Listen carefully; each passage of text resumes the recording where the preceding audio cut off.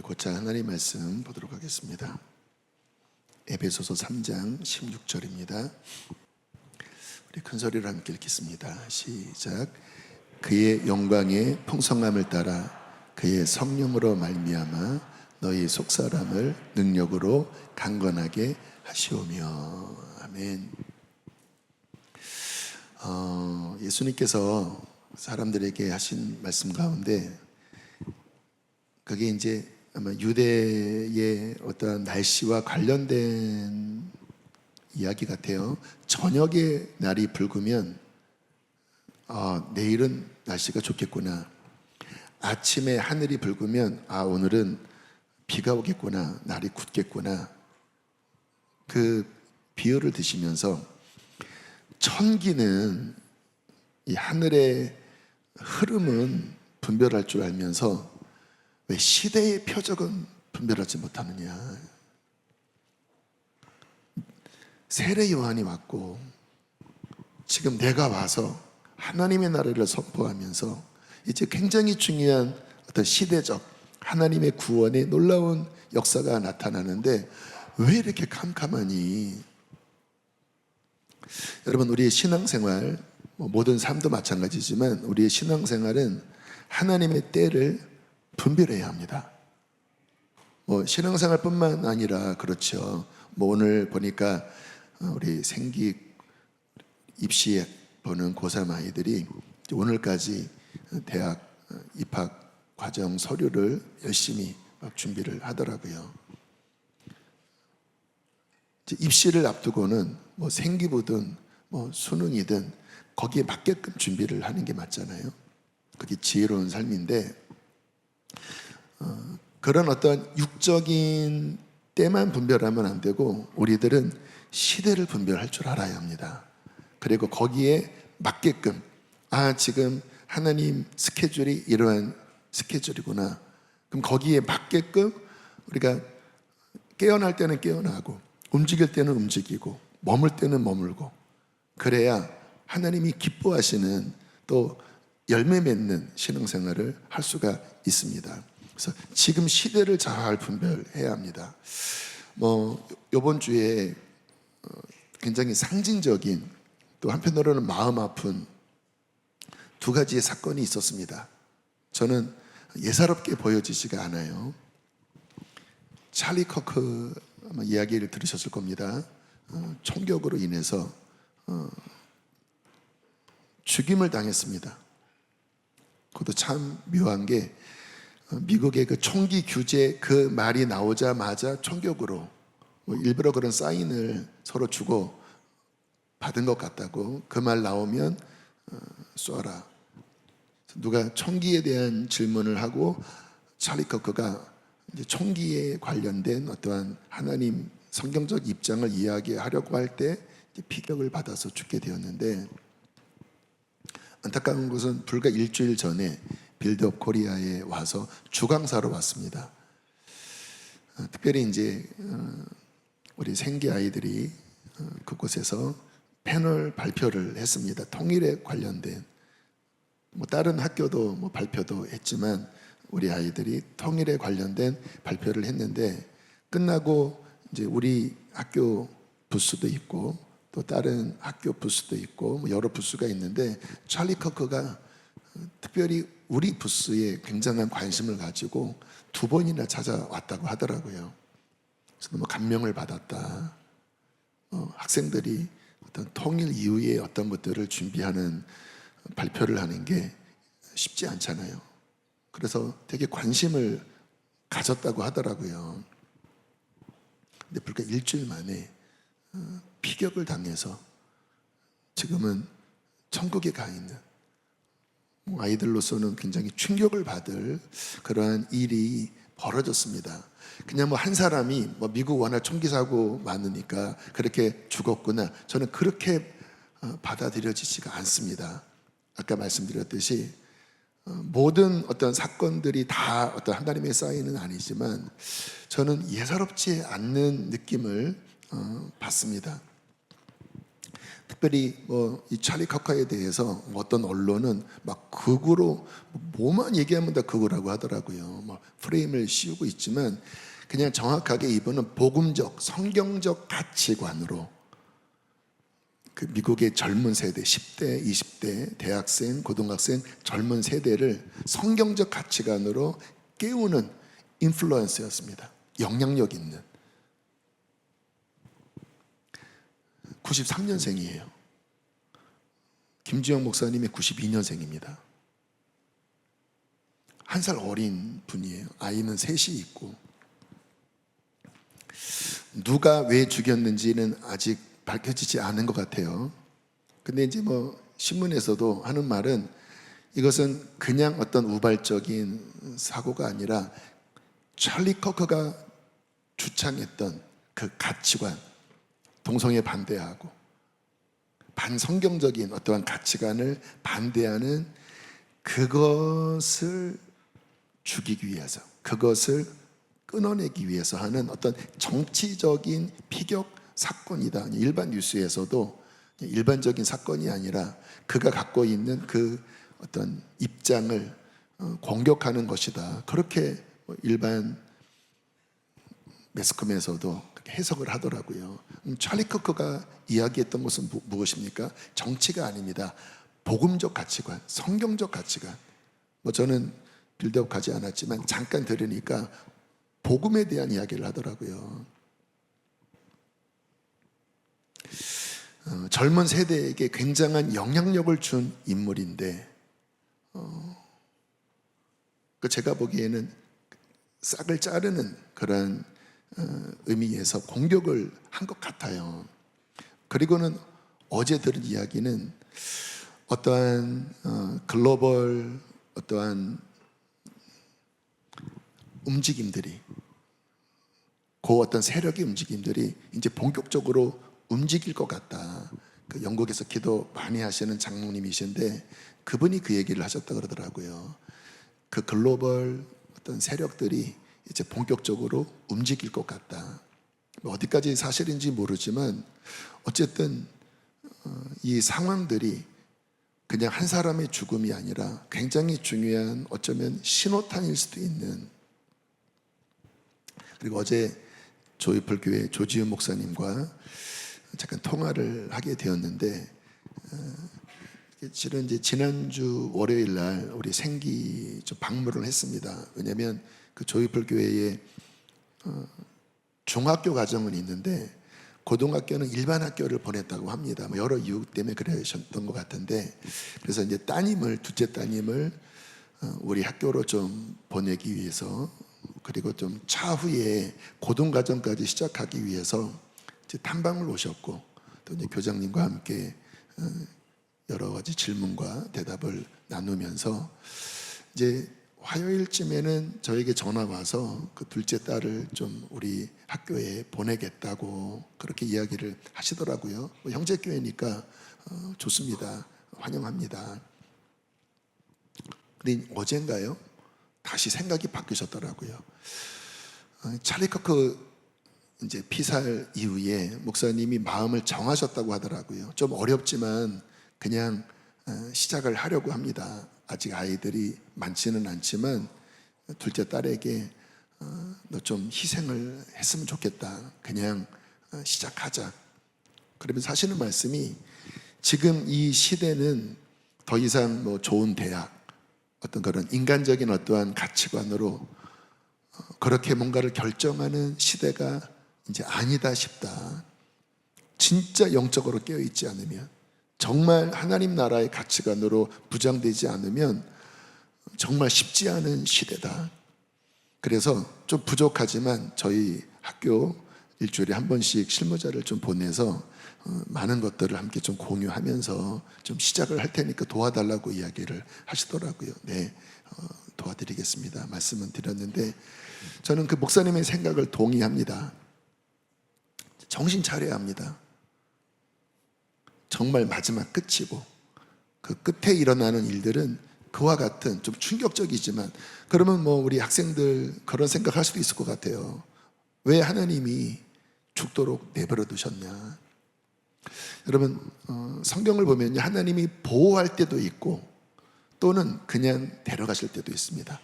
베드로는 보호하셨고 야고보는 참수당했습니다. 스데반도 참수당했어요.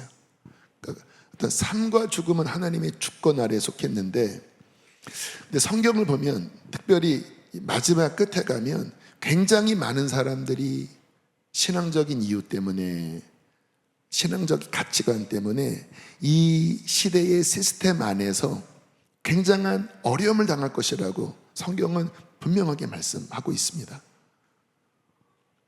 끝으로 가면 갈수록 점점 선명해지는 거예요.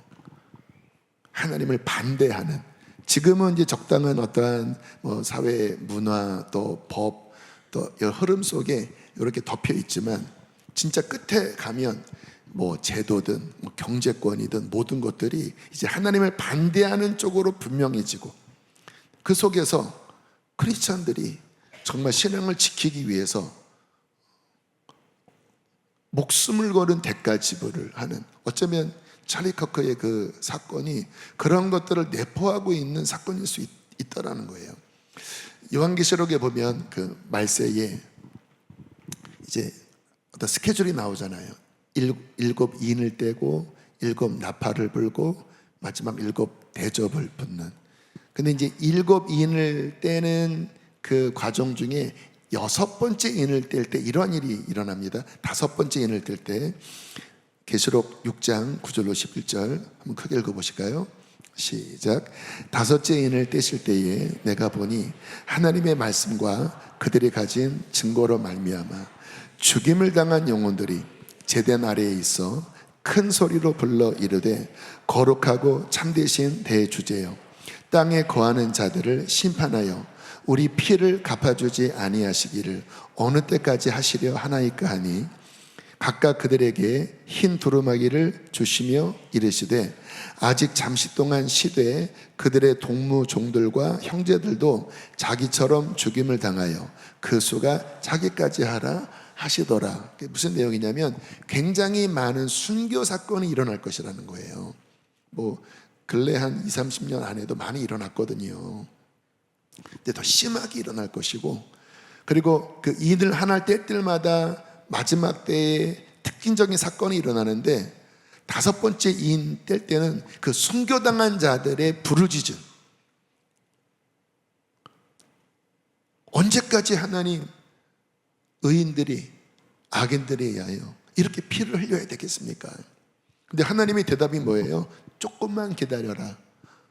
순교의 숫자가 채워져야 한다. 순교의 숫자가 채워져야 된다. 그 말이 뭐예요? 많은 크리스찬들이 그 믿음 때문에, 그가 갖고 있는 성경적 가치관 때문에 죽임을 당하는 것들이 예정되어 있다는 거예요.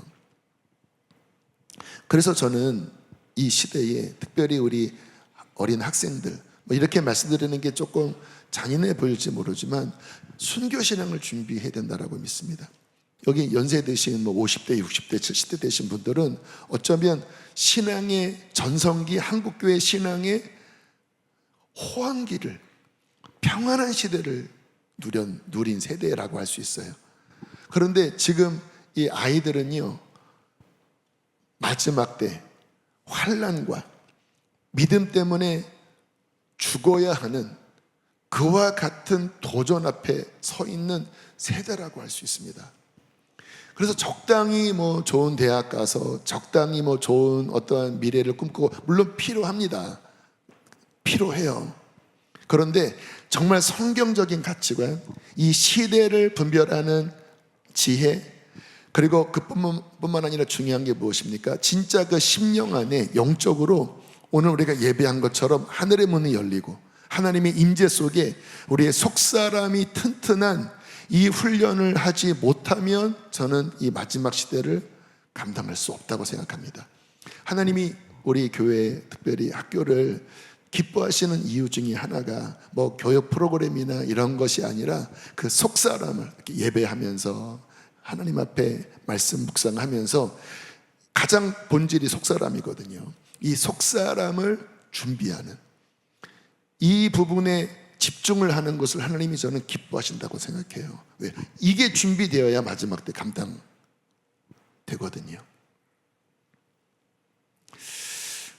저는 우리 사랑하는 성도님들이 정말 정신을 바짝 차리고 뭐 학교를 여기 보내는 부모님도 계시고 또 일반 학교 괜찮아요. 그런데 정신을 차려야 되는 건 뭐냐면 그냥 일반적인 수준으로 아이들을 양육하고 그냥 일반적인 생각으로 진학을 생각하고 일반적인 생각으로 직장을 생각하고 다 필요하지만 그렇게 생각하다가는 정말 이 시대에 감당할 수 없다라고 저는 생각합니다. 또 하나는 좀 민감한 이야기인데요. 네, 이번 주에 우리 손현보 목사님 구속 수감이 됐습니다. 주보에다가도 실었는데요. 주보를 보시는 분들은 미리 아마 파악을 하신 분도 계셨을 것 같아요. 특별히 이러한 이야기를 하면 이제 찬반이 갈리니까 교회 안에서는 어떤 정치적인 이야기 또 이런 민감한 이야기들은 잘 하지 않고 그냥 복음적인 이야기만 했지만 손현보 목사님의 이 구속에 대해서는 동일하게 그 찰리 커크와 더불어 동일하게 이것도 뭔가 사인이다. 좋지 않은 사인이지만 그러나 하나님의 주권 아래에 있는 거니까 분명히 잘 분별하고 또 우리가 대비를 해야 되는 중요한 사인이다라는 생각이 들어요. 좀 간략하게 이 상황을 제가 말씀을 드리면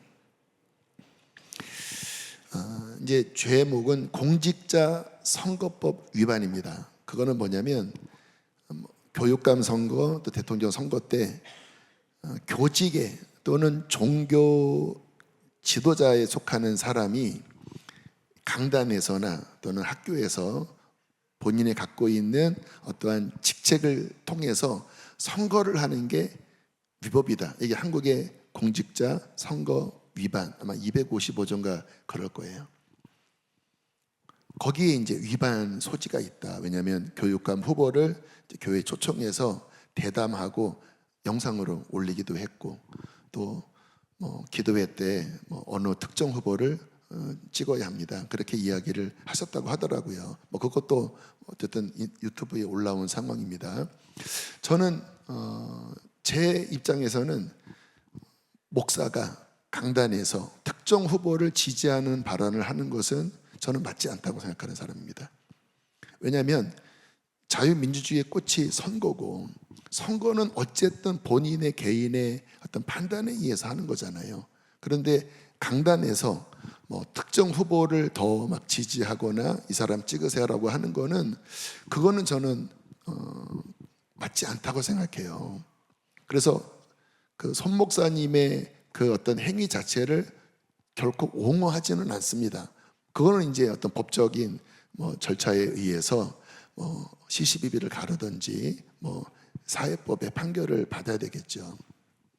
근데 왜 지금 이게 문제가 되는 거냐면 그 공직자 선거법 이제 교직이나 또는 종교 지도자가 본인의 갖고 있는 힘을 또는 강단이나 어떤 이런 마이크를 통해서 특정 후보를 지지하는 것이 위법이다라고 하는 법이 있는데 그럴 경우에 그 형량이 한 그러니까 많아야 100만 원, 200만 원의 벌금형 또는 2년 정도의 징역형인데 일반적인 양형이 우리가 여러 가지의 다 양형을 정하잖아요. 초범인 경우에는 그냥 100만 원 정도의 벌금형으로 다 끝난대요. 만약에 진짜 심한 사람이면 이게 재범이고 그런 경우에는 집행유예 한 1년 2년 징역에 그러나 어쨌든 집행유예로 끝나는 그러니까 구속을 시키지 않는 그 류의 그러한 어떠한 법률 양형 적용을 해당되는 일이라는 거예요. 우리가 빵 하나 훔쳤다고 감옥 가는 건 아니잖아요. 벌금을 내든지 정말 이것을 심하게 할 경우에는 어쨌든 집행유예 정도로 다 끝나는 것은 어른들은 다 알잖아요. 구속수감은 무엇입니까? 이제 형량이 그 죄질 자체가 나빠서 이 사람은 거의 구속될 정도의 형량을 받는 사안일 경우에 법정에서 이제 영장 심사를 하면서 이 사람이 도망갈 수가 있다. 이 죄질의 결과는 구속인데 미리 도망갈 수 있고 또는 증거를 인멸할 수 있다. 그러니까 사전에 다 봐주자. 이게 구속 수감이거든요. 근데 손 목사님은 3,500명 교회 목사님이고 어딜 도망갑니까? 그 증거 인멸을 할 게 없는 게 뭐냐면 그 걸린 게 다 유튜브에 다 올라와 있는 내용이에요. 증거 인멸할 게 없습니다. 그러니까 그와 같은 상황은 뭐 그렇게 영장을 치지도 않고 그냥 이제 조사받고 그다음에 이제 사회법을 통해서 뭐 문제가 되니까 뭐 100만 원, 뭐 200만 원 좀 과하게 내리면 뭐 집행유예 이렇게 끝날 상황인데 그냥 초장에 뭐 압수수색하고 그리고는 그냥 구속을 해버리니까. 근데 형평성으로 보면 죄송합니다, 거명에서 조국 혁신당 대표는요 그것보다 더 심한 판결을 1심, 2심, 3심 실형을 받았습니다. 끝까지 구속 안 했습니다. 더 중한 죄에 대하여 1심, 2심, 3심 동안 한 번도 구속하지 않았어요.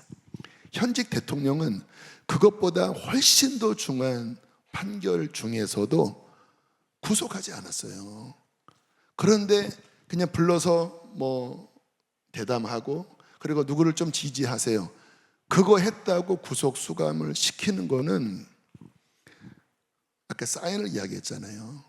그냥 일반적인 게 아니라 교회 길들이기, 기독교 길들이기 위해서 과하게 입틀막하는 어떤 그와 같은 액션이지 않겠나.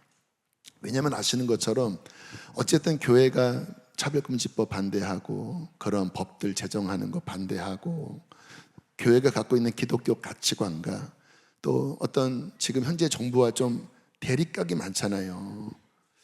그런 것 때문에 목사님을 구속시킨 그러한 사안이 아닌가, 일종의 신호탄이 아닌가, 그런 우려를 금하지 않을 수가 없는 것입니다.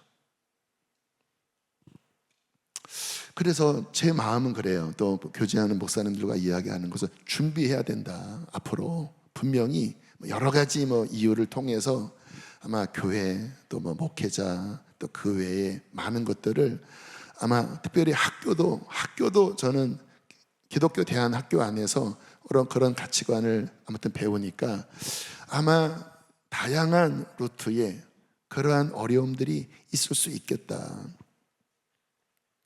저는 하나님이 우리의 주인이시라고 믿습니다. 그래서 이 모든 것들은 저는 기도하면서 전부터 그랬어요. 그 기도하시는 권사님이 진짜 나라 위해서 진짜 목숨 걸고 기도하시는 분이신데 밤새 기도하시는 몸무게가 한 38kg밖에 안 되십니다. 그냥 나라 위해서 목숨 걸고 기도하시는데 주님이 그러시더래요. 앞으로 큰 어려움의 시대가 온다. 환난의 시대가 온다. 네가 기도한 대로 진행되지 않을 거다. 큰 어려움이 온다. 준비해야 된다. 그것을 한 2년 전에 말씀을 해 주시더라고요. 그래서 그래 준비하자. 이와 같은 말씀 나누면 싫어하는 분 계시겠지만 어떡하겠습니까? 제가 이전에는 이러한 류의 얘기를 안 하고 지금 하는 이유는 상황이 그런 상황으로 가면 교회는 교회대로, 물론 제 목회는 그 부분이 중심은 안 됩니다. 제 목회의 중심은 복음이고 하나님의 나라입니다. 그래서 이렇게 선교하고 또 북한을 향해서 더 나아가고 또 구출하고 그게 중심일 거예요. 그러나 시대가 바뀌었기 때문에 거기에 맞게끔 준비하고 가르칠 건 가르치고 그렇게 나가려고 합니다. 그러니까 여러분들이 마음에 안 드시면 알아서 하십시오. 저는 눈치 보는 스타일은 아니니까. 그 전에도 왜 저한테 그런 얘기 안 하냐, 그때는 제 마음속에 감동이 없었습니다. 근데 지금 제가 이 이야기를 하는 것은 시대가 바뀌었다, 시즌이 바뀌었다, 거기에 맞게끔 더 부장되고 또 주님이 우리 교회에게 주신 또 비전이 있잖아요. 테이크 수지, 그것은 그냥 수리땅만 취하는 것이 아니라 본격적인 영적 전쟁을 선포하는 것입니다. 아까 우리가 함께 찬양할 때 여호수아 군대처럼 뭔가 기름 부으심이 느껴지지 않나요? 나팔소리 시온 성내 외치라. 뭔가 기름 부으심이 느껴지지 않나요? 그것은 어떤 멜로디가 힘차서 그런 게 아니라 지금 우리 교회에게 주님이 주시는 소명입니다. 그것은 뭐냐면 훈련하라예요. 그러니까 이 마지막 때에 어떠한 어려움과 어떠한 공격이 있을 때 그거와 맞서 싸우면서 막 시위하고 그 입장은 아니에요. 그러나 성도들에게 바르게 진리 안에서 분별할 것들은 분별하고 우리가 할 일은 무엇입니까? 하나님 나라의 전쟁을 하는 것입니다. 복음을 전하는 것입니다. 이 땅 가운데 하늘의 문을 열고 영적 싸움이 일어나는 거거든요. 저는 한두 주 사이에 정말 공격이 제 내적으로 많이 들어왔어요. 야, 이게 그러한 공격인가? 아직 시작도 안 했는데 주님이 제게 주시는 마음은 뭐냐면 공격을 무서워하지 말아라. 어차피 마지막 때는 하나님의 군대로서 하나님 나라의 전쟁을 완수해야 된다. 그러면 지금 그러한 것들을 부딪히면서 지난주에 선포했던 것처럼 예수님이 승리하셨기 때문에 믿음으로 싸우면 이길 수 있습니다. 힘은 들지요. 그냥 안일하게 그냥 우리 안에서 그런 싸움하지 않고 그냥 우리 안에서 예배하고 말면 편안할 수는 있죠. 근데 그게 우리 부르심은 아니잖아요. 하나님의 나라 완성을 위해서 우리는 전진해 나가야 합니다. 이 땅을 취해야 합니다. 이렇게 전쟁하면서 우리가 단련되면 그 힘으로 하나님은 서울을 주실 것이고 대한민국을 주실 것이고 북한을 여실 것이고 동시에 열방 가운데 나아가서 열방을 취하게 하실 것입니다. 너는 내게 부르짖어라. 열방을 이어버려 주리니 내 소유가 땅끝까지 이르리로다. 그러면 전쟁이에요. 전쟁은 쉽지 않습니다. 여기 누구 하나 불러놓고 싸우자 해도 혹된다니까요. 지난주에 그 운전하다가 뒤에서 막 쌍라이트 껴도 가슴이 약간 뛰더라고요. 근데 진짜 맞닥뜨리고 싸우는 것 쉬운 건 아닙니다. 그런데 해야 합니다. 인간적인 싸움 말고 마귀의 세력과 싸우고 그리고 하늘의 문을 열고 주님께서 임재하시고 그 속에서 더 단련되고 준비돼서 하나님의 나라의 그 놀라운 일을 우리는 이루어야 되는 줄로 믿습니다. 아무튼 중요한 것은 뭐냐면 나약하게 있지 말아라. 수손목 성도들아, 전쟁 경보가 울렸으니까 교회도 그렇고 시대도 그렇고 시즌이 바뀌었다. 전쟁의 시즌으로 바뀌었다. 무장되어라. 무장되어라. 감사하게 오병이어 본문이 연결이 돼요. 느헤미야, 에스더. 여러분, 에스더 내용의 핵심이 무엇입니까? 하만이 아각 사람이라고 합니다. 아말렉 족속이에요. 이스라엘과 대대로 전쟁했던 아말렉 후손이 어떻게 그 나라에 엄청난 실권을 가졌는지, 그리고 모르드게가 절하지 않는다고 하는 핑계로 민족 전체를 말살하려고 하는 것은 사탄적인 겁니다. 유명계 목사님이 어제 굉장히 중요한 통찰력을 전하시더라고요. 그 에스더가 살았던 그 시기를 이렇게 도표로 보여주시면서 이제 그 에스더 시대 이후에 이제 성벽이 재건되고 에스라의 부흥운동, 느헤미야의 부흥운동, 이게 바로 에스더 이후에 일어날 일인데 사탄이 이 부흥을 막기 위해서 민족 전체를 말살하려고 했던 영적인 공격이었다. 그러나 에스더가, 모르드게가 깨어서 그것을 방비했기 때문에 그 이후에 성벽을 재건하고 에스라와 느헤미야의 부흥운동이 일어날 수 있었다. 사탄은 시대를 우리보다 더 잘 파악합니다. 그리고 중요한 일이 일어나기 전에 그와 같은 시험을 통해서 흐트러뜨리려고 하고 제압하려고 하고 말살하려고 하는데, 여호와의 군대는, 깨어있는 주의 백성은 죽으면 죽으리라 하나님의 뜻 가운데 맞서 싸워서 그것을 돌파하고 하나님의 뜻을 이 땅 가운데 이루는 자가 하나님의 백성입니다. 그가 에스더고, 그가 모르드게고, 그가 느헤미야고, 그가 에스라인 거예요. 쉽게 됐나요? 쉽게 되질 않아요. 전쟁입니다. 목숨의 위협을 느끼는 것입니다. 그런데 하나님의 감동이 있기 때문에 그 시대 가운데 분별하고 빛을 발하는 거예요. 그러나 그 가운데 수많은 사람들이 영적으로 잠들어 있고, 그리고 막 반대편에 서 있고, 막 혼란해하고, 막 이방 여인과 통혼하고, 도비아와 산발랏은 막 흔들고, 그 시대에 깨어있는 사람은 소수였습니다. 소수의 사람을 통하여 하나님의 나라의 일이 진행됐습니다. 과연 지금 이 가운데 예배하는 우리 어린 친구들로부터 우리 장년 3세대, 과연 나는 하나님의 뜻을 분별하고 이 시대를 하나님의 뜻 가운데 빛을 발하는 그와 같은 깨어있는 자인가? 중요한 건 뭐예요? 우리의 사고방식이, 우리의 가치관이 하나님의 나라의 가치관이 아니라 그냥 인본주의적인 가치관에 빠져 있다면, 그럼 분별하지 못하고 왜 꼭 그래야 되냐, 모르드게 왜 당신은 왜 절하지 않아, 그냥 굽복하면 되는데 너 때문에 다 망하는 거 아니야. 느헤미야 그냥 왕실에서 술 따르면서 너 편하게 지내면 됐지, 왜 무슨 뭐 성벽을 세운다고 뭐 눈물을 흘리면서 왜 그러냐고.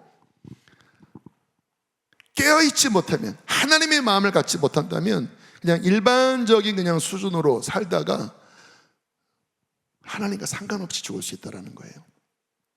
저는 그런 측면에서 우리 사랑하는 우리 특별히 아이들이 정말 하나님의 나라의 가치관으로 무장되기를 간절하게 축복하며 기도합니다. 우리 부모님들 좋은 세대를 사셨는데 여러분의 자녀의 세대는 만만치 않습니다. 마태복음 24장 37절로 39절 한번 읽어보실까요? 시작. 노아의 때와 같이 인자의 임함도 그러하리라.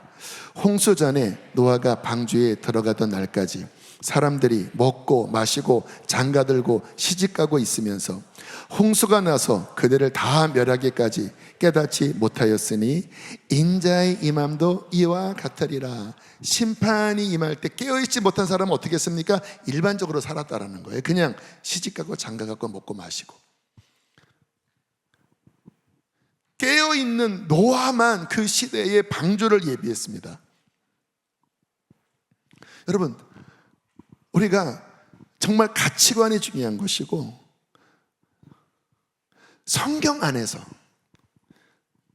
성령님이 주시는 내 영혼의 각성 안에서 그 가치관으로 무장되는 것이 외로울 수는 있어도, 혹 사람들한테 뭔가 반대를 받을지 몰라도 주님의 사람은 그 시대를 하나님의 눈으로 볼 줄 알아야 합니다. 그게 깨어있는 자고 그가 지혜로운 자입니다. 마지막 때 그러한 여러한 징조가 나타날 때 주님이 이렇게 또 말씀하셨습니다. 누가복음 21장 28절 시작. 일어나 머리를 들라 너희 속량이 가까웠느니라. 일어나라, 무슨 말이에요? 깨어나라는 말이죠. 머리를 들라, 위를 보라는 거예요. 하나님의 나라를 보라는 거예요. 이와 같은 일들이 일어나면 시대를 분별하고 하나님의 나라가 지금 어디까지 왔는지, 하나님의 시각표가 지금 초침과 분침과 시침이 어디에 와 있는지, 성경은 이 시대에 어떻게 살아가라고 하는지 말씀의 기준 위에 튼튼히 서야 합니다. 다시 한번 말씀을 드립니다. 말씀의 기준 위에 튼튼히 서셔야 돼요. 저희 교회는 이런 위에 설교할 때 부대끼는 분들이 계실 거예요. 여쭙겠습니다. 왜 부대끼세요? 어떠한 가치관 때문에 부대끼세요? 언론에서 프레임 씌워서 뭐 극우니 뭐니.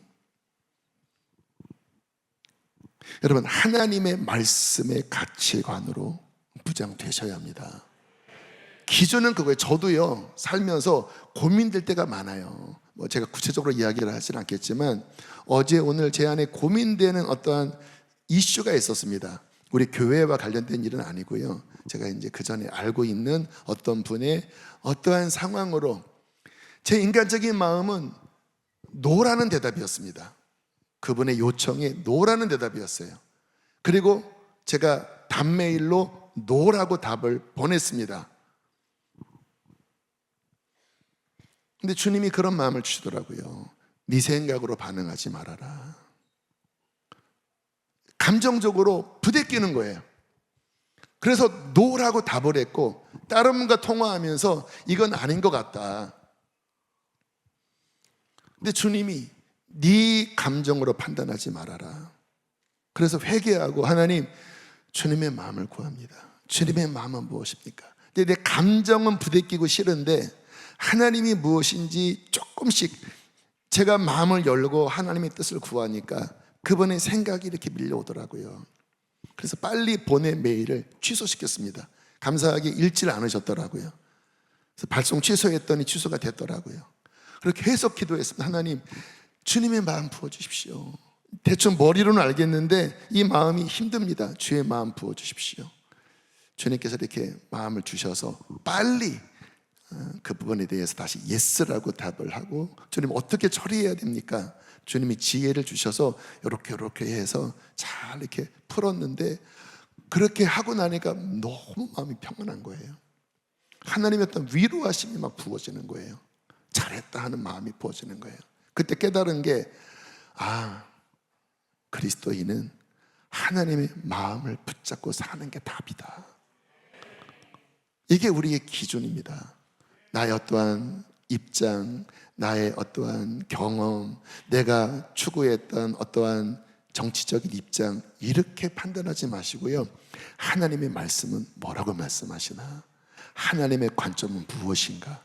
그래서 우리 안에 하나님의 나라의 가치관으로 더 무장되어져야 합니다. 특별히 이 마지막 시대, 이게 살 길입니다. 찰리 코크자는 몰라요. 근데 다만 아는 것은 그분은 성경적 가치관을 추구했습니다.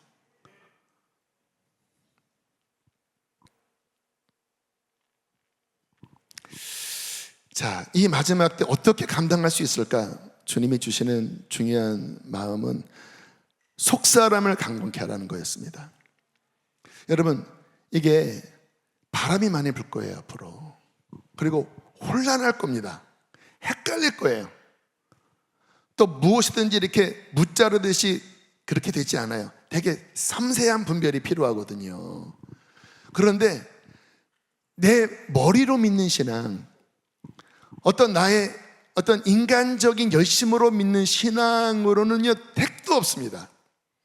오직 하나님의 나라의 전쟁, 이 마지막 때 승리할 수 있는 길은 우리의 속사람이 성령의 능력으로 강건해야지만 감당할 수 있습니다. 여러분, 어떤 분은 은사로 일을 하는 사람이 있어요. 은사로. 여러분, 은사가 아무리 탁월해도요, 정말 내 속사람이 강건하지 않으면 사역은 잘하지만 속사람이 약하면요, 결국 사탄이 쳐서 결국은 넘어지게 할 수 있습니다. 아무리 내가 열심으로 사역을 해도 속사람이 강건하지 않으면 그 사역은 오래가지 못해요. 제가 어제 그제 그런 시간들을 보내면서 느낀 게 뭐냐면, 내가 매일 기도해야 되는 이유가 뭔지가 좀 더 선명해지더라고요. 여러분, 제가 기도하는 중요한 목적은 제 속사람을 강건케 하기 위함이거든요. 그런데 제 속사람이 어쨌든 기도가 돌파돼서 은혜 아래 있으면 내 여러 감정과 생각이 싫어도 제 속사람이 하나님과 연결점이 어느 정도 튼튼하면 이 결정적일 때 내 생각으로 가지 않고 주님의 마음을 붙잡으려고 하는 힘이 있더라고요. 근데 만약에 제가 기도하지 않고 말씀 읽지 않고 속사람이 병들어 있고 약해지잖아요. 그러면 결과가 뻔해요. 특히 어제 오늘 그 상황은 제가 그냥 아마 거부했을 거예요. 그 요청에 대해서 그냥 거부했을 거예요. 왜냐하면 제 감정이 그랬고 상황 판단이 그랬거든요. 근데 마지막에 제가 왜 다시 내려놓고 주님의 뜻을 구했냐면, 그래도 기도로 뚫고 말씀 안에 제 영이 그나마 깨어있는 그 등불이 있었기 때문에 마지막에 그 등불이 저에게 네 맘대로 하지 마. 긍휼히 여기는 자가 긍휼히 받는 거야. 네가 함부로 판단하지 마. 내 마음을 구해. 그게 세미했습니다. 제 감정이 여러 말들이 더 컸어요, 실은. 그런데 세미하게 들리는 그 주님의 하는 그 소리 때문에 제가 다시 내려놓고, 내가 만약에 이 주님의 음성을 거부하면 내가 계속 괴롭겠다, 양심이 괴롭겠다. 그리고는 주님의 마음을 찾아 나가면서 하루 만에 빨리 이 부분을 잡을 수 있었는데, 그래서 깨어있으라고 하는구나. 여러분, 깨어있어야만 중요한 시간에 그래도 하나님의 뜻대로 판단하지. 깨어있지 못하면, 육신대로 판단하면 자꾸 판단을 잘못하고 또 잘못하고 3번 4번 잘못하면 그 다음에 시험에 빠져버리는 거예요. 구덩이에 빠져버리는 거예요. 중요한 건 뭡니까? 하나님의 뜻을 붙잡을 수 있는 내적인 힘이 너무 없으니까 기도도 안 되죠. 예배도 뚫어지지 않지요. 말씀도 안 열리죠. 그냥 혼의 생각, 육의 생각, 세상 생각으로 꽉 차 있죠. 일주일에 한 번 정도 그냥 예배 드리면서 뭐 진짜 그냥 몇 모금 마시지만 나를 끌어가는 주축은 세상 생각이지요. 내 자아의 혼의 생각이죠. 그러면 하나님의 뜻을 결정할 힘이 없는 거예요. 그래서 깨어있으라고 하는 뜻은 뭐냐면, 내 생각이 부셔지고 정말 내 속에 계신 성령님이 나를 이끌 수 있는, 그분을 따라갈 수 있는 부드러운 상태가 되어야 우리는 시험에 들지 않고 하나님의 뜻을 택할 수가 있는 것입니다. 속사람이 그래서 강건해야 돼요. 속사람이 혼이 강건한 게 아니라, 육신이 강건하긴 것이 아니라 내 영혼이, 하나님과의 관계가. 누가복음 1장 80절 세례 요한에 대한 말씀입니다. 함께 읽겠습니다. 시작. 아이가 자라며 이스라엘에 나타나는 날까지 빈들에 있느니라. 세례 요한이 주님의 길을 예비하기 전에 성경은 뭐를 보여줍니까? 속사람, 심령이 준비되었다는 거예요. 심령이. 왜냐하면 막 그 시대에 이제 막 강한 하나님의 메시지를 선포해야 되거든요. 속사람이 강하지 않으면 그거 어떻게 합니까? 눈치 보는데.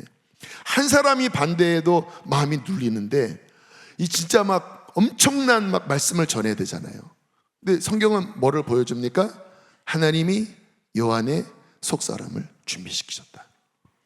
여러분, 앞으로 다가오는 이 시대에 그런 바람이 불 때, 혼란함이 올 때, 헷갈릴 때 무엇으로 분별하겠냐? 무엇으로 이기겠습니까? 속사람이 강건해야 감당할 수 있다는 것입니다. 귀 있는 자는 들을지어다.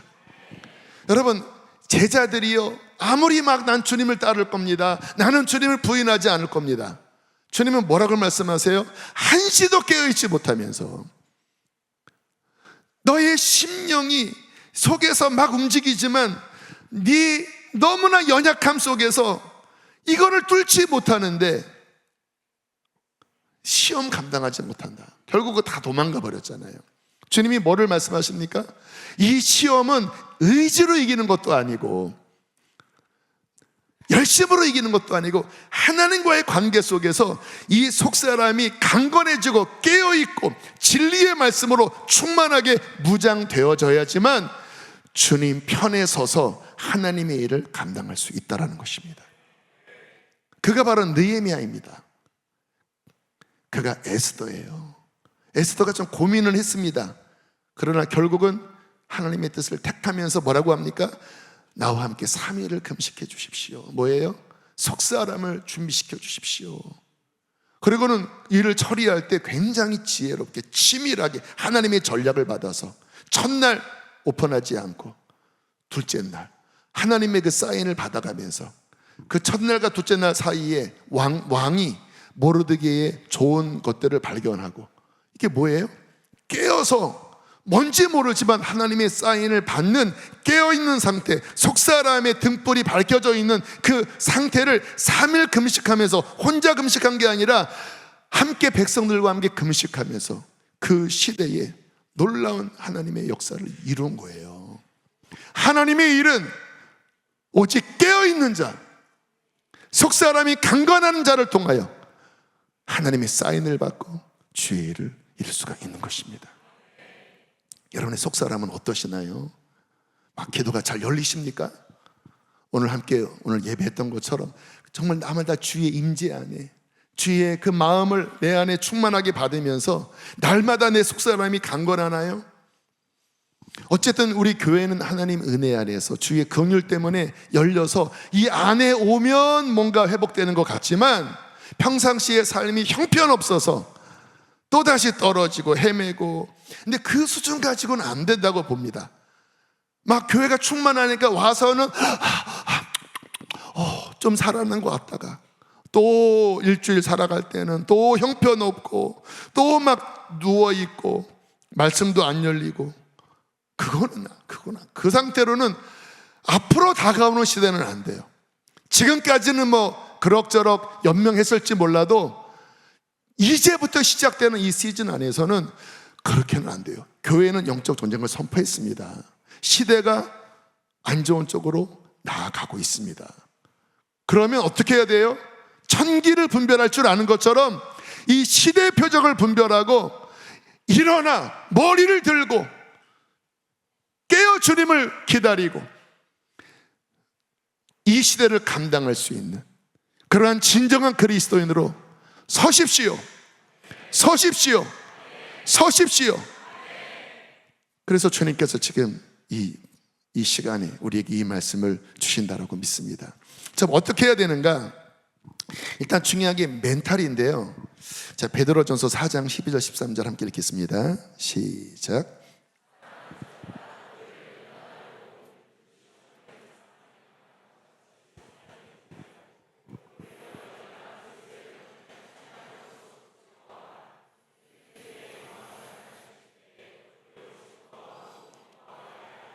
자, 여기 중요한 단어가 이상하게 여기지 말아라.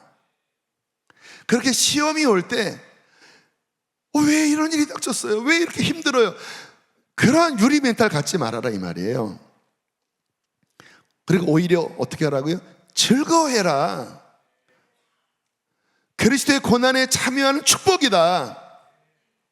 너희가 더 단련되면서 강건하게 될 것이다. 이게 멘탈이거든요. 여러분, 신앙생활을 하면서 요만큼만 어려움이 있어도 그게 너무나 크게 받아들이는 분들이 있더라고요. 여러분, 그러한 멘탈로 초대교회 성도들, 복음 때문에 그 숱한 고난을 당했던 초대교회 성도들과 천국 가서 여러분 얼마나 창피하겠습니까? 아니, 김 집사님 그때 왜 시험 들었어요? 아니, 목사님이 나를 알아주질 않더라고요. 이 권사님 그때 왜 그렇게 삐졌습니까? 아니 교회에서 나를 글쎄 이렇게 대하더라고요.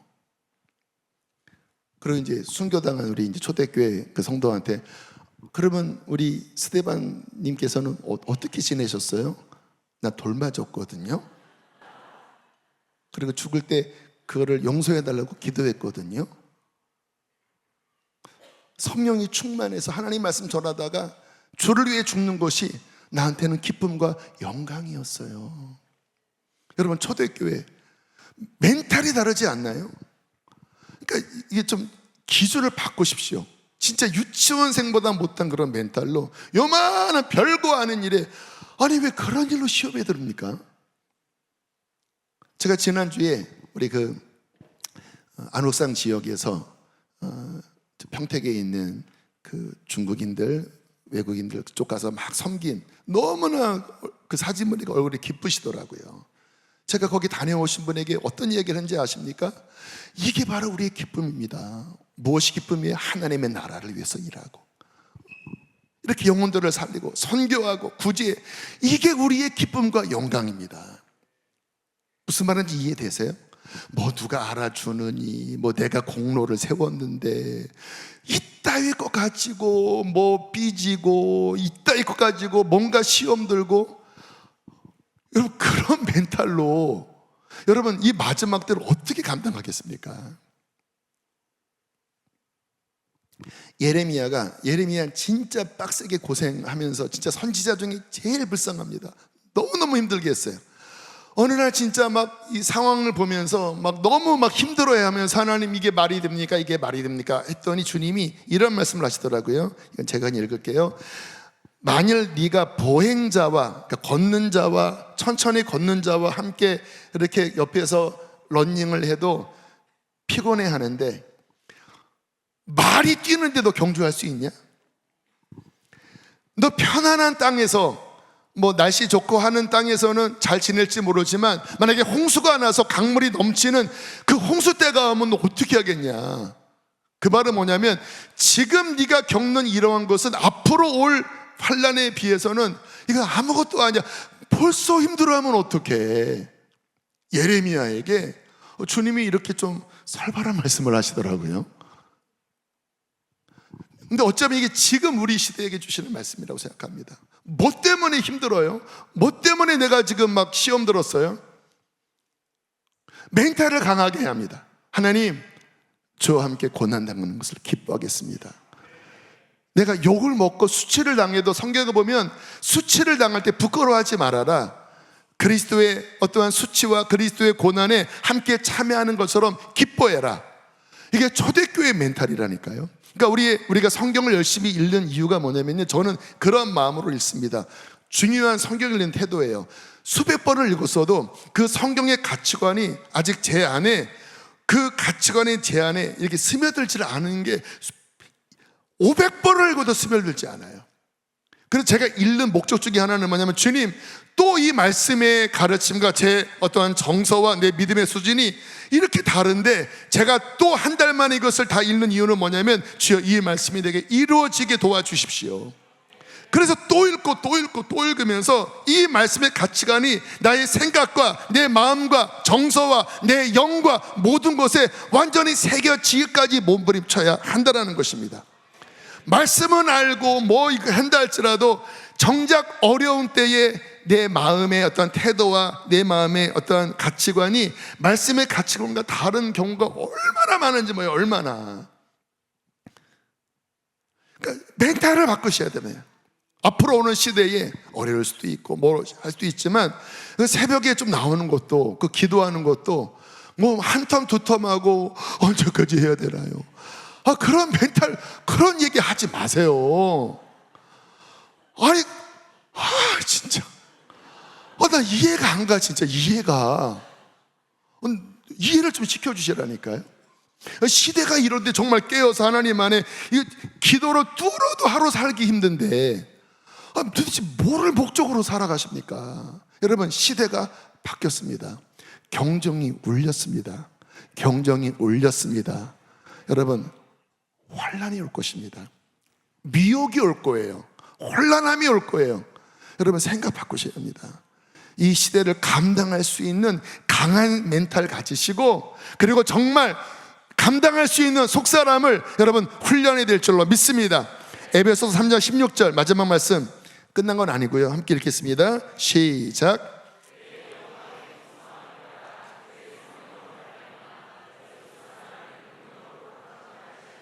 한 번 더. 시작.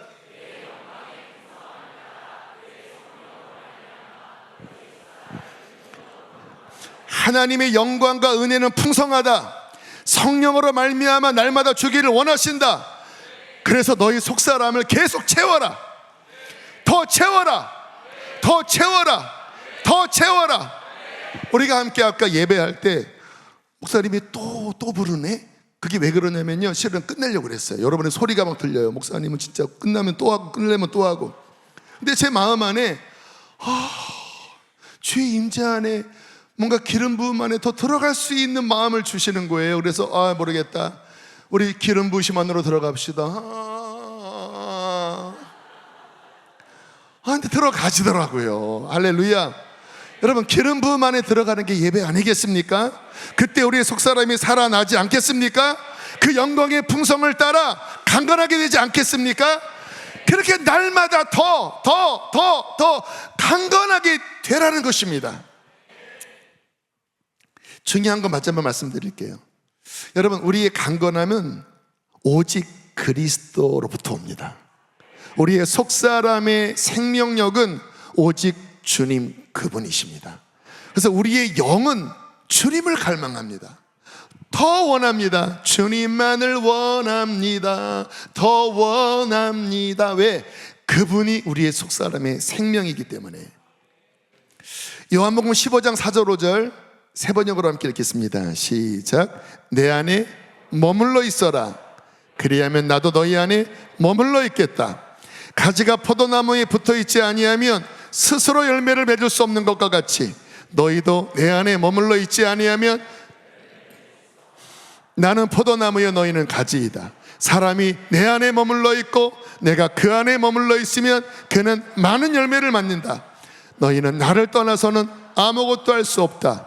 신앙의 핵심은 예수 그분과 연결돼서 예수 안에 뿌리를 내리고 예수와 커넥팅, 연결되는 그 가지와 나무, 이 붙은 이 관계 속에서 계속 그분의 생명, 그분의 진리, 그분의 기름 부음, 그분의 은혜를 계속 더 이것이 그분 안에 머무는 것입니다. 그러면 저절로 우리 안에 속사람이 그 생명 안에 충만해질 것입니다. 강건해질 것입니다. 그러면 그 충만한 생명력 속에서 열매가 저절로 맺혀지는 거예요. 시험이 와도 여러분, 시험에 집중하지 마십시오. 그분께 집중하십시오. 그의 임재 안에 더 집중하십시오. 그래서 그분의 임재로 채워지면 저절로 시험을 빵 쳐낼 수 있는 것입니다. 그래서 신앙생활은요, 제일 첫 번째는 나의 안에 머물러 있어라. 보여주소서 주님 얼굴. 그 다음 뭐죠? 흔들리지 않게 주 곁에 설 수 있도록. 하나님, 주님 얼굴을 보길 원합니다. 주님, 야훼, 라파, 엘로힘, 엘샤다이. 하나님, 우리 주님이 열어주시면, 하나님, 하나님, 주님, 주의 임재를 사모합니다. 갈망합니다. 그렇게 주 안에 계속 깊이 머물러 있고 깊이 뿌리를 내리고 더 충만하게 채우고 더 채우고 더 채우고. 왜 말씀도 이빠이 데스를 읽어야 돼요? 여러분, 말씀을 읽으면 읽을수록 그 말씀이 능력과 물이 돼서 우리를 막 씻어냅니다. 그래서 뭐 한 장, 두 장, 세 장이 아니라 10장, 20장, 30장 충만하게 읽으면요, 그 말씀 속에 내 심령과 생각이 주님과 연결이 되는 것입니다. 말씀은 예수 그리스도시니까. 그래서 그 안에 더 충만하게 머물러 있고 그분이 내 안에 충만하게 채워질 때, 그리고 그 힘으로 이 시대를 감당하고 그 힘으로 맡은 사명을 감당하는 것이 하나님의 뜻입니다. 그래서 크리스찬의 1순위는 뭐예요? 내 안에 머물러 있어라. 나도 네 안에 머물러 있겠다. 그래서 어떠한 감각, 지난번에 임재 감각 이야기하셨는데, 주 안에 머무는 그 감각, 주님 바라보니까, 제가 그 훈련을 했기 때문에 아까 그 시간에 우리 주님을 바라봅시다. 주의 임재 앞에 잠잠해. 주 여기 계시네. 순결하신 주님. 주님, 이게 연결됐네. 주님 더 기름 부음 안에 주님을 온 마음으로 바라보고, 주님 이 부분을 튼튼하게 하십시오. 속사람이 강건해지면 어떠한 환난이 와도 우리는 감당할 것입니다. 속사람이 강건하면 앞으로 테이크 수지, Take the city 그거 하면서 마귀가 이리저리 칠지라도 여기가 강건하면 다 뚫어버릴 것입니다. 다 뚫어버릴 거예요. 뚫어버릴 거예요. 하나님의 나라를 이룰 거예요. 속사람을 강건하게 하십시오. 훈련하십시오. 부정적인 쓸데없는 나약한 그 멘탈 다 버리시고, 하나님, 저는 주님을 취할 것입니다. 저는 더 주님을 취할 것입니다. 더 주님으로 충만할 것입니다. 걸어가면서 직장 가서도 골방 가서 하나님, 주님 원합니다. 주님 안에 머물러 있길 원합니다. 하나님, 나를 채워주십시오. 더 채워주십시오. 운전을 하면서도 걸어가면서도 더 주님의 생명으로 충만한 훈련이 되고, 교회 안에서도 기도하고 직장에서도 기도하고 집에서도 골방에서 기도하고 충만한 말씀과 충만한 임재 속에 우리의 속사람이 강건하게 될 때 하나님은 여호와의 군대 장관으로 여러분을 세우시고 사탄을 머리를 박살내시고 환난을 통과하죠. 순교당할 자는 순교당하고, 할렐루야, 주님 나라에서 아름다운 면류관을 받게 될 줄로 믿습니다. 할렐루야, 할렐루야. 함께 시간 찬양하시겠습니다.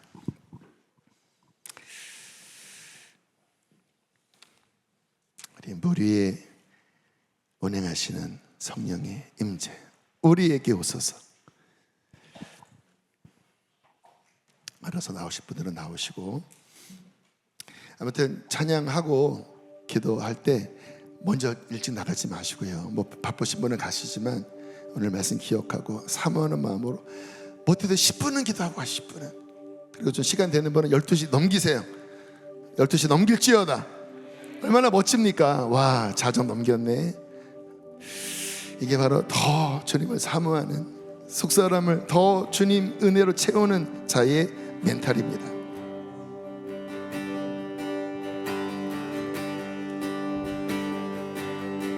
우리의 운행하신 성령의 임재 우리에게 오소서. 우리 생기 지구들도 다 나와. 이렇게 나와. 다 이쪽으로 옮기세요. 우리 이쪽으로 옮기세요. 우리 다음 세대 친구들 나와. 우리 아이들이 충만해져야 돼. 시대가 그래. 우리 다음 세대 어린 아이들 충만해져야 돼. 더 옮겨, 더 옮겨. 우리의 운행하신 성령의 임재 우리에게 오소서. 우리 위에 임하소서. 우리의 운행하신 성령의 임재 우리에게 오소서. 우리 위에 임하소서. 일하실 때 성령이 계시네. 내 마음 뛰네. 이곳에 계셔 일하시네. 여기 있는 날 채우시네. 주가 일하실 때 성령이 계시네. 내 마음 뛰네. 이곳에 계셔 일하시네. 여기 있는 날 채우시네.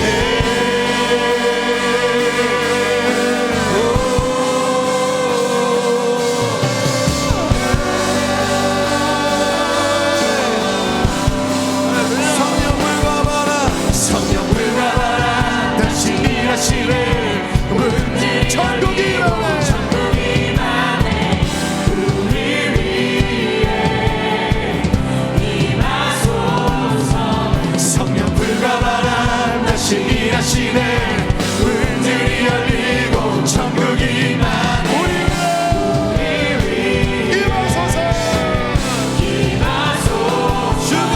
주가 일하실 때 성령이 마시네. 내 맘 뛰네.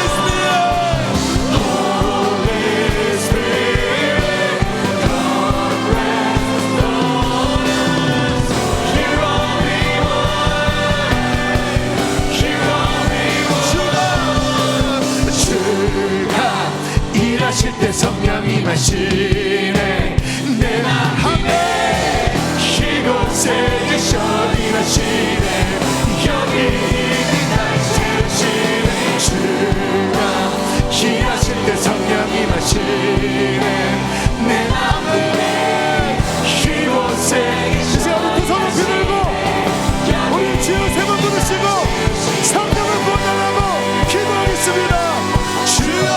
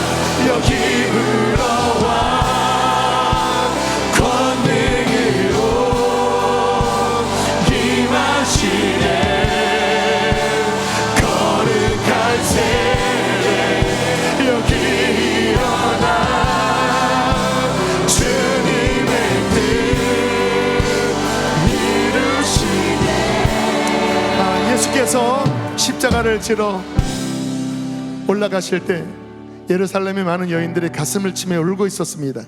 그때 주님께서 이렇게 말씀하셨습니다. 예루살렘의 딸들아, 나를 위하여 울지 말고 너희 자녀를 위하여 울어라. 너희 자녀를 위하여 울어라. 너희 자녀 세대에 큰 고난이 있으리라. 여러분, 동일하게 여기 부모님 세대들, 여러분 자녀를 위해서 울며 기도하셔야 합니다. 자녀를 위하여 울며 기도하셔야 합니다. 자녀들이 영적으로 준비되지 않으면 큰일 나요. 그냥 좋은 대학, 좋은 직장 이거 가지고 안 됩니다. 노아의 시대입니다. 마지막 시대입니다. 우리 시간 손을 내미십시오. 이 앞에 있는 다음 세대, 또 여러분의 자녀를 기억하며 손을 내밀고, 하나님, 우리 자녀들이 환난 중에 다니엘처럼 준비되어지게 하여 주시옵소서. 우리 자녀들에게 성령의 기름을 부어 주시옵소서.